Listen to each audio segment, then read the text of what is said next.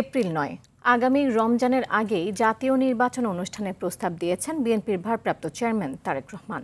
লন্ডনের ডরচেস্টার হোটেলে প্রধান উপদেষ্টা অধ্যাপক ডক্টর মোহাম্মদ ইউনূসের সঙ্গে তারেক রহমানের বৈঠক শেষে যৌথ বিবৃতিতে একথা জানানো হয়। সংস্কার ও বিচারের বিষয়ে পর্যাপ্ত অগ্রগতি হলে এ নিয়ে আপত্তি নেই প্রধান উপদেষ্টারও। জাতীয় নিরাপত্তা উপদেষ্টা খলিলুর রহমান ও বিএনপির স্থায়ী কমিটির সদস্য আমির খসরু মাহমুদ চৌধুরী বৈঠকের বিস্তারিত তুলে ধরেন সংবাদ সম্মেলনে। খান আলামিনের রিপোর্টে থাকছে এরই বিস্তারিত।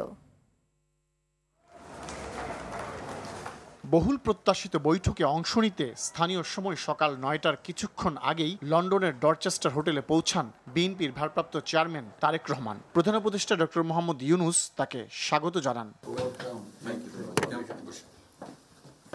বৈঠক শুরু হয় সৌহার্দ্যপূর্ণ পরিবেশে। প্রথমে সবার উপস্থিতিতে সার্বিক বিষয় নিয়ে আলোচনা করে উভয় পক্ষ। পরে একান্তে দীর্ঘ সময় কথা বলেন ডক্টর ইউনূস ও তারেক রহমান। বৈঠকে প্রধান উপদেষ্টা ঘোষিত আগামী বছরের এপ্রিল ৯ রমজানের আগেই নির্বাচন অনুষ্ঠানের প্রস্তাব দেন তারেক রহমান। প্রধান উপদেষ্টাও তাতে সায় দেন, তবে এজন্য প্রয়োজন সংস্কার ও বিচার নিয়ে পর্যাপ্ত অগ্রগতি। বৈঠক শেষে যৌথ সংবাদ সম্মেলনে একথা জানান জাতীয় নিরাপত্তা উপদেষ্টা ডক্টর খলিলুর রহমান। জনাব তারেক রহমান প্রধান উপদেষ্টার কাছে আগামী বছরের রমজানের আগে নির্বাচন আয়োজনের প্রস্তাব করেন। দলের চেয়ারপারসন বেগম খালেদা জিয়াও মনে করেন ওই সময় নির্বাচন অনুষ্ঠিত হলে ভালো হয়।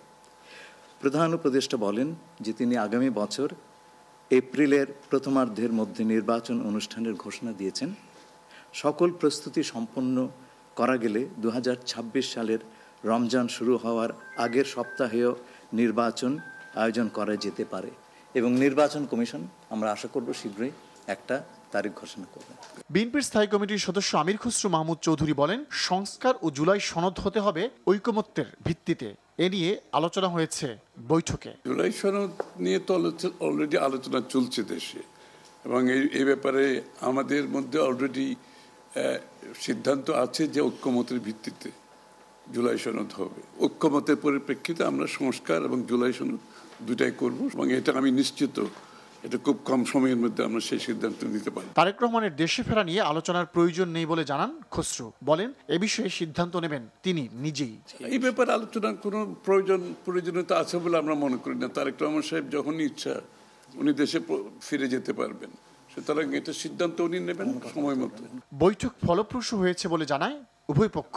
নিশ্চয়ই সন্তুষ্ট। শুধু আমরা তো বলছি নির্বাচনের আগে নয়, নির্বাচনের পরও দেশ গড়ার ক্ষেত্রে আমরা সবাই একসাথে কাজ করতে হবে। খান আলামিন, RTV, ঢাকা।